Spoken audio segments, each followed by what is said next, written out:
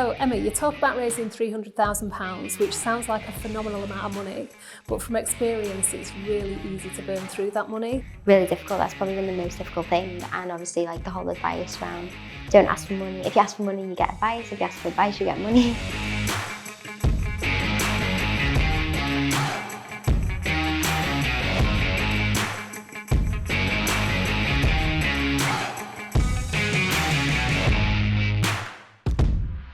Hi, I'm Eddie Whittingham, founder of GoFounder, and today we're going to be filming another episode of Pitch Please, and I'm joined today by Jennie Johnson, MBE. Hi, so I'm Jennie. I'm the original founder of Kids Aloud. That was a business that I founded almost 20 years ago. I grew that business and sold it a couple of years ago, and I was meant to be retired. That lasted a year, and then I had another fantastic idea. I'd like to think so, and I'm now a year into my new business, which is my first 5 years. So I received a call off Ed talking to me about what he's doing in his founder network, and I just thought it was a great opportunity to share some thoughts and ideas, share my own journey, my own learning. I always think it's better to learn from others than learn the hard way, so I'm here to share my hard learning so that it's a little bit easier for somebody else. Really looking forward to welcoming Emma on the show today to talk about her business and hopefully see how me and Jennie can offer a bit of insight and advice. My name's Emma and I'm the founder of DearBump. DearBump is a pregnancy subscription box that is tailored for each stage of pregnancy. So we offer products, fitness, nutrition and digital support throughout pregnancy. So I'm currently raising investment for my business. So I'm looking to get advice around raising funds, building a team for my business, because I've started my business by myself, completely bootstrapped. So now I'm looking to build a team to really help us grow.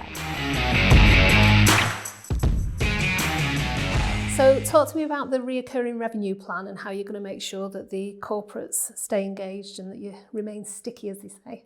So our programme starts from pregnancy and goes into 3 years post-birth. So it's a preventative programme. We want to support women throughout pregnancy, maternity leave and return to work, because a lot of women leave while they're on maternity leave and just after they return to work as well. So we need it to be a continuous programme where we're supporting them all the way through that process. So it would kind of be like a 3-year-long programme as at minimum, but it would be annually, like an annual contract. And then obviously once they see the value in it, that's when they would continue with us and renew. And give us an example of a typical journey of a woman that's signed up to your package. So as soon as they sign up, if say they're trimester 1, they would receive the trimester 1 box, which would help them with a lot of the pregnancy early symptoms like morning sickness. We have a pregnancy journal to help them document their pregnancy. And then, so in terms of the corporate program, we would then initiate conversations. So we'd send them messages, it's instant messaging, just checking in on them, making sure that they feel okay, making sure they feel supported, especially by their workplace. And then if they have any queries, that's when we would then step in and try and resolve those queries for them, which could be through the workplace or it could be external help or services. Okay, so we've got a separate subscription service direct to consumer. We've then got a business offering, which is the sort of well-being package. Does the well-being package include the sort of the DearBump subscription box as well? Yes, so they receive the products, the fitness nutrition plans and the digital support. Got you. Yeah, I was trying to figure out if it's like two separate things, but actually it's not really. It's just an additional way to increase revenue, isn't it? So as a previous owner of a business that employed predominantly women, we had 500 colleagues and at any one time 10% were on maternity leave. Tell me why I would want to subscribe to this for the colleagues and what I would get as the business owner and what the colleagues would get as well. I'm just trying to really understand the benefits to me so that if you were coming to pitch to me as a potential subscriber of your package, what would I be getting? So during pregnancy, a lot of women feel anxious, especially like telling their boss that they're pregnant. And then even throughout pregnancy, just worrying about their careers. Like when I was pregnant, my manager thought I didn't care about my career anymore, and that caused unnecessary anxiety for me. And obviously we know that anxiety during pregnancy can cause premature labour, can cause issues after birth, postnatal depression. So it's kind of preventative help, but also support, helping them feel supported. And then it obviously makes you an attractive employer because you're investing in your female employees and you're supporting them throughout such a difficult and anxious time for them. So we've done, I mean, so far you've done good sales in the time that those sales have all been to the consumer direct at the minute? Yes. Have you had any of the sort of business customers yet, or like trialed it yet, or is it still in the early stages? We've literally just launched it, and we have already spoken to some big national banks, and they both love the idea as well because they're really invested in female talent. So yeah, we're just currently talking to those, and we're looking at going through employee benefit consultancies as well. So that will help spread the reach and help us reach a lot of businesses just through them, through being on their platforms. I think your timing is really interesting because I think people have really begun to understand the benefit that women are bringing to the workforce and that diversity really matters. And then with the post-COVID flexibility, I think a lot of employers are thinking very differently, and that's to the benefit of women, hopefully. So I think your timing is really interesting. Thank you. In terms of the boxes then, so the subscription boxes, what will be in a typical box, for example? So every box is different. It depends on your stage of pregnancy, but typically it would include products that help with pregnancy symptoms. So like morning sickness, skin products, personal care, self-care. We have a lot of positive well-being products because we want to focus on preventative health. So making sure that they're thinking about themselves and that they're doing self-care on a regular basis. Because that just wasn't a thing. Like when I was pregnant, it was all about your baby. Like you didn't think about yourself. There was no self-care. So really focusing on self-care. And then a lot of products that help prep for labour as well. So like raspberry leaf tea, perineum oils, labour and massage oils, and then healing for post-birth. So like healing solutions. And baby products as well, like baby bath oils, baby lotions, nappies, wipes, things like that. And how did you source these? Are they sort of, have you gone and do you have to pay a fee to these, or is it kind of similar to Birchbox, where in the early days of Birchbox they were getting those almost as samples to kind of build their own brand even? We actually have full-size products, but it's a mixture. So some of our brands are really small local companies where we'd pay them a wholesale price, and then others might be bigger brands that will actually do product placement with us, so we can include those so that they're getting in front of their target market. And from an insurance point of view, again, knowing this business and knowing that you're chatting to mums about pregnancy and babies and potentially highly litigious marketplace, how are you finding insurance costs? How are you making sure that the advice that you give stands up to scrutiny and that, couldn't be questioned later? We're actually working so I have a mental health advisor and a midwife advisor as well. So we're making sure that every advice that we give out goes through them, and also is the World Health Organization WHO recommendations as well. And then with the investment that I'm raising, I'm going to be hiring a psychological wellbeing practitioner, so they will be trained to actually speak to people and have those conversations as well. Fab. So currently looking at raising 300. And what will that be needed for? What's the sort of expenses involved there? So it's to hire a team, because obviously so far it's literally just been me from the start with no money, no marketing budget. So I would actually have a marketing budget, which will help us grow in the consumer space. Hiring a salesperson, which would help with the corporate side. Hiring a marketing person to do a lot of content. We've just created a podcast and an app, which is a store app, but it'll help with building a community and putting a lot of content on there as well. And then also the psychological wellbeing practitioner, also a developer. I'll need a developer as well to improve the product, the conversation platform. And then as we grow, it will be hiring more psychological wellbeing practitioners, which obviously as we take on more clients, we'll have more people that we talk to. So we'll just kind of grow that team. So Emma, you talk about raising £300,000, which sounds like a phenomenal amount of money, but from experience, it's really easy to burn through that money, especially when you're employing people, salaries, pension contributions, etc. So how long is the 300k going to last? What length of runway is that going to give you? And what volume of sales do you need to come in to make sure it lasts the length of time that you're about to say? Okay, so I'm planning for it to last 12 months. And obviously I'm going to start with the 3 key hires, which is my head of sales and marketing, my psychological wellbeing practitioner, and I've forgotten the other one. a relationship and partnerships manager, because that will help drive our costs down by partnering with different suppliers and getting more product placement. So I'm not going to just go and hire like 10 people straight away, because obviously it's just me. I'm used to kind of being spread across different things. So I've got my priority hires, and that will then help us get corporate clients in. So as soon as we get corporate clients in, that will then give us that extra space. So say we take on one big client, that's $100,000 contract. That will then give us a lot of breathing space. And then as we take on more clients, that's when we'll carry on growing the team. I love the idea of what you're doing, and I think it's preventing a problem that businesses are probably not putting a pound note value on at the moment.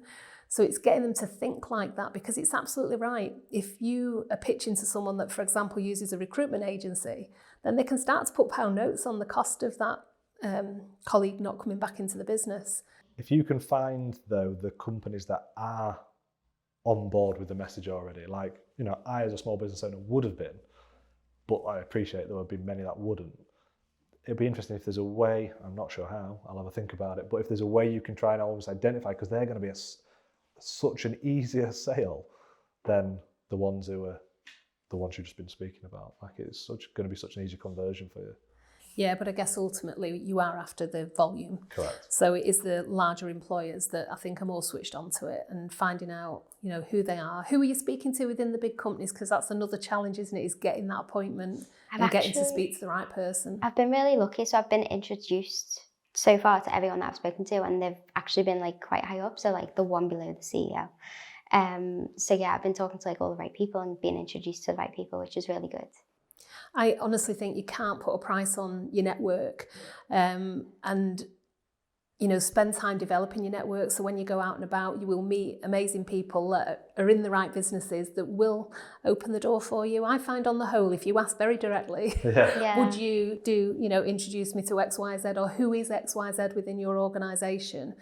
And would you be happy to create me a warm introduction? There's very few people that say no to that. It's a reasonable request.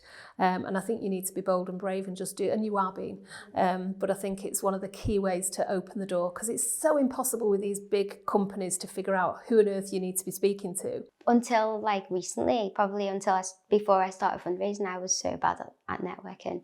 And then obviously since going on Cedars, I've literally been 6 hours of meetings back to back every day, like constantly networking with people, constantly being introduced to people, and it's been amazing. Yeah, it's the classic thing of if you don't ask, you don't get, ultimately. I think the other thing you've got is there's a really good cause behind this. So people are going to want to back you and help you and make those introductions, because it's fundamentally going to be the right thing to do, isn't it?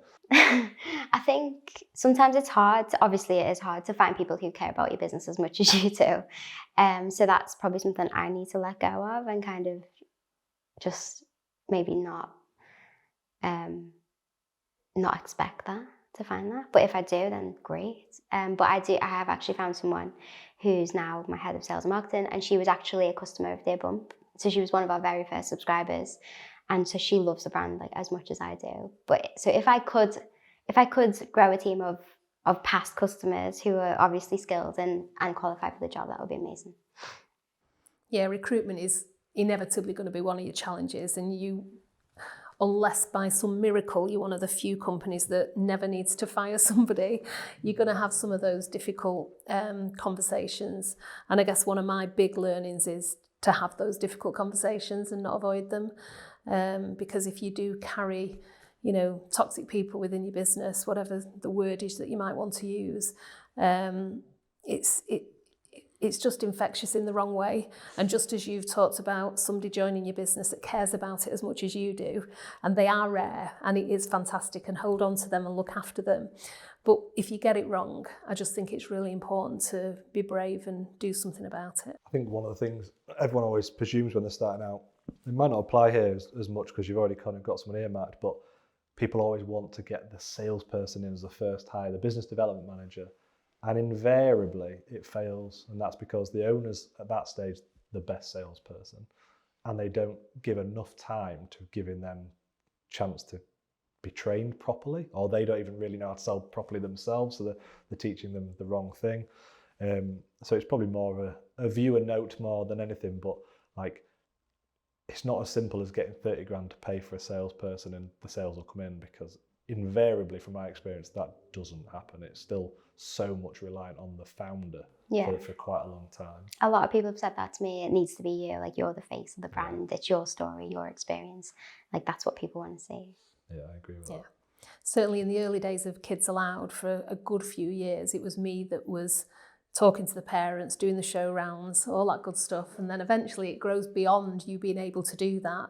But by then you've hopefully really figured out what your messaging is and what your brand voice is and all that good stuff. And then it's easier to train somebody else to do it. But I think if you do that too early while you're still forming that yourself, that can be one of those sort of early mistakes that a lot of businesses make. I think the good thing with me is I've been running this business for 3 years and I've literally done every single position in the company because I've had to. Yeah. So when I do get people in, I've done that job. I know what it's like. I know how, so I can train them and help them because I know what the job is because I've done it myself. And I think that's sometimes because people want to skip a bit of it, if I'm honest. I think you're absolutely right. Like, I did the same. It took me a while to get my first hire in, and I've worn every hat in my business. And I think it's the most powerful thing you can do, because then when you hire somebody, you know what they're good at, what they're bad at, where your own strengths are as well. Because I said about that business development, that was my mistake that I made. So I hired someone expecting that they could take on the sales. But in reality, very quickly I identified that actually, obviously that was better left with me. And I gave them a different focus, which freed me up more to do the sales. So it still worked out.